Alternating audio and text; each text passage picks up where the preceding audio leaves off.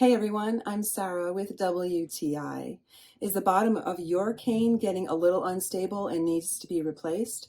Whether you're using a walking stick or a cane, I was able to find a good fit with this two-piece rubber end for my cane. So it was really simple for me to install this. I simply just placed it on the bottom of my cane.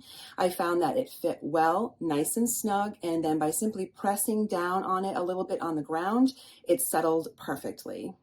It has a wide base, a little bit wider than the rest, so it gives me a sense of stability.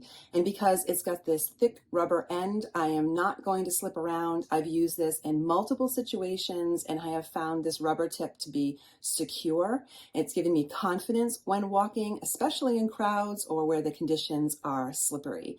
So if you need a new end or rubber tip to your walking stick or cane, I highly recommend this set. Not only are they two in a package, but they're well made and secure. And that is my point of view.